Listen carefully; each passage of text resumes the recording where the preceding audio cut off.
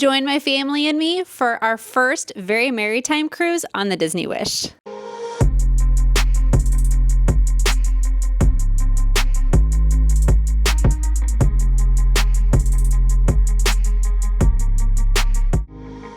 It is day 4. It is our Castaway day.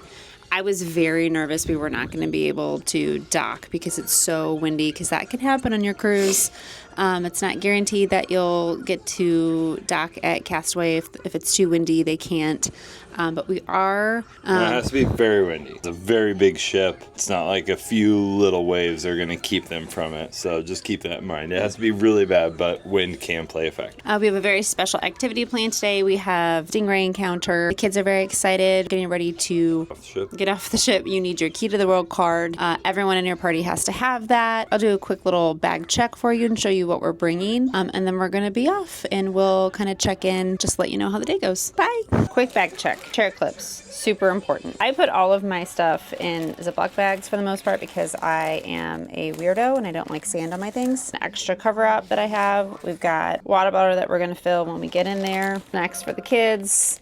There is stuff there that you can get, but we just thought it would be easier. Sunscreen. We've got our sandals, sunglasses, and then Jared is actually going to snorkel, so he is bringing for his adventure, which I will not be partaking in. Those are the things that you can bring to Castaway. So we're gonna go ahead and get started. The walk to the beach is pretty short. It took us about 5 to 7 minutes to reach the official island. There is also a tram that stops in 2 different places throughout the island. When we cruised back in 2022 on the Dream, there were a lot of characters along the walking path. This time it was different. There were already, of course, long lines as soon as we got off of the ship to meet characters. They don't start meeting until 9 a.m. and you can catch Daisy at the post office, which is a spot that's very close to the ship. We spotted Mickey and Pluto on our walk riding to their destinations in a Jeep, which was very cute. I used to recommend walking so you can meet characters along the way, but since we didn't really see any meeting along the path, save some steps and take the tram.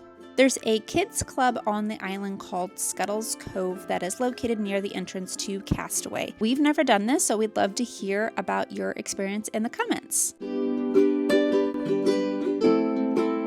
The Stingray experience was awesome. It's located near the front of the island, and after waiting about 30 minutes in line to meet Mickey, we headed straight there. Our appointment was for 10 a.m., which is the second feeding. The price is $64 for anyone 10 and up and $54 for ages 5 to 9. Checking in was very easy. They give you all the equipment. You feed the stingrays first in a large group. If you have a shellfish allergy, let them know because they will explain what the process will be like for you specifically. Didn't record any of this because I just wanted to be in the moment, but you get very close and personal with them. After the feeding, you are free to snorkel and swim with the Stingray. We found them to be very friendly. The only downside for us is that the sun went away during our time and it was freezing. So we didn't really stay in the water too long. Remember, this was a November cruise, so the water temperature was very cold.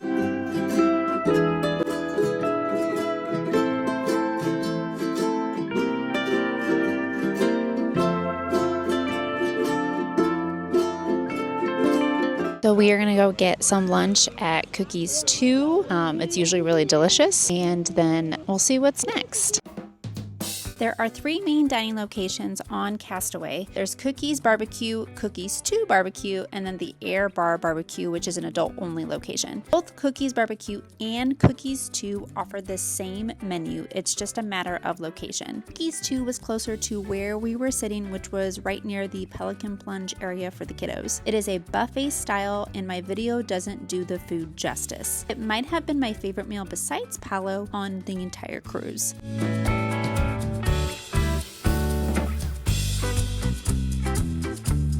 After lunch, we spent a lot of time playing on the beach and in the water, but Jared headed to snorkel. On Castaway, there is a designated area just for snorkeling, and if you're a fan of Disney Easter eggs, you might want to add this to your list.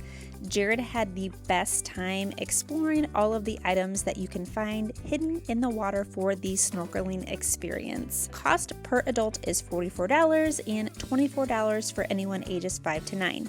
However, you are allowed to bring your own snorkeling gear, which then makes the experience completely free. Jared spent about 45 minutes swimming and absolutely loved it.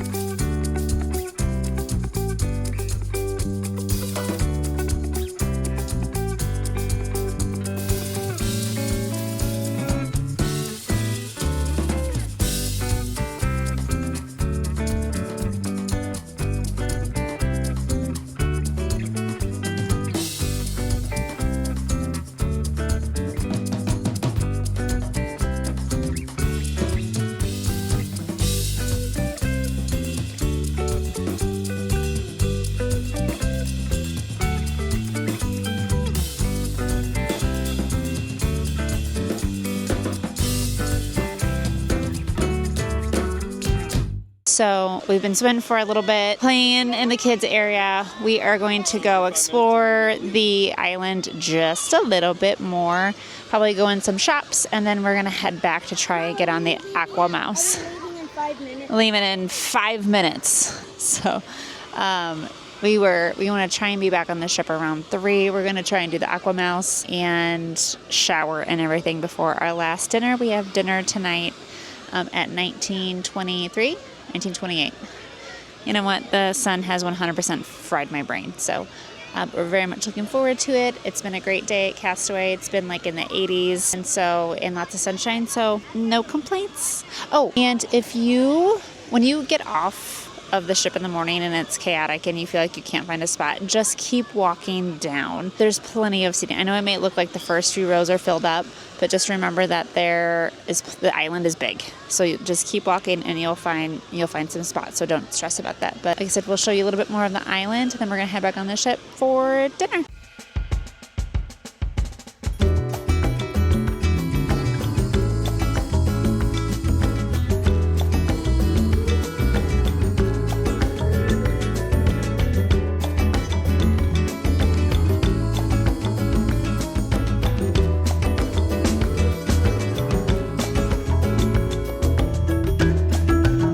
Are quite a few shops on the island, and they have things like beach toys and Castaway Cay specific merch. But for anyone who is forgetful like me, they also have items like sunscreen, goggles, and swim diapers if you happen to forget any of those on the ship.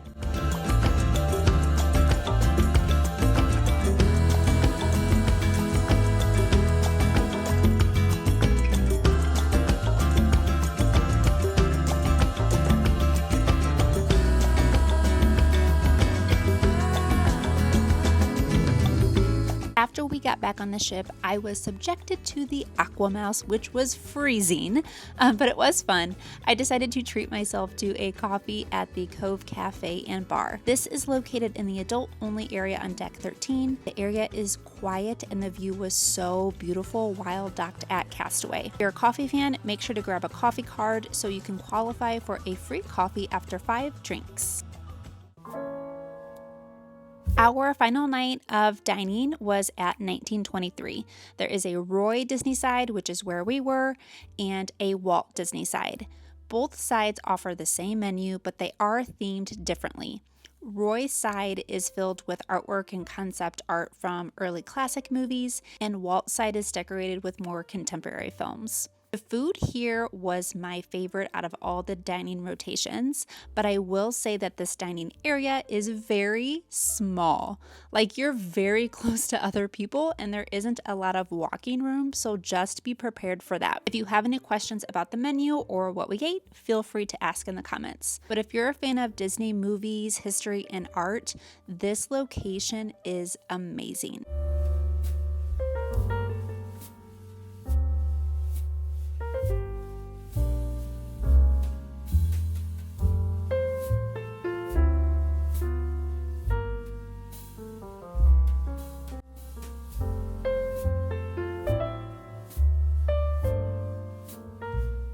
After dinner, we actually skipped the Aladdin show because unfortunately we had to pack.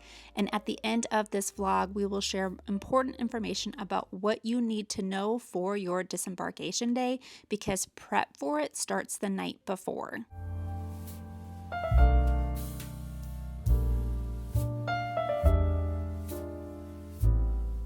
We did have a little time to explore the shops before we left. And yes, I did purchase the pullover from the Ashley Eckstein collection. I'm not a big merchandise fan, but the items on the cruise were very, very cute. They had a lot of Christmas items on board as well. The good news is that Disney will accept your DVC or Disney Visa discounts, which should help out with any of your shopping needs. These shops are not open while docked at the islands, but they are open anytime you are at sea.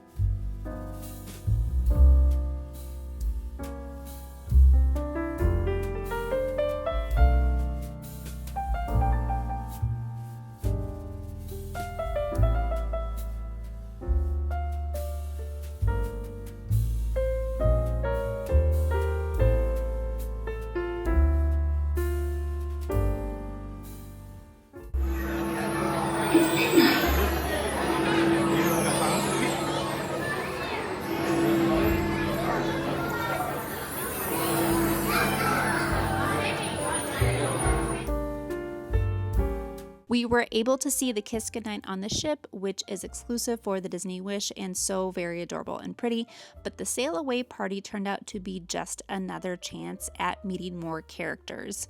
Lord Leopold introduced each character and they scattered throughout the hall. Side note, if you're sailing on the Wish and you spot Lady Lily or Lord Leopold, do yourself a favor and say hello. They were amazing and my kids loved interacting with them. Like, they still talk about how much they loved those two characters on board. By the time we realized what was happening, all the character spots had really long lines again, so the kids just wanted to head to the Oceaneers Club one last time to end our night.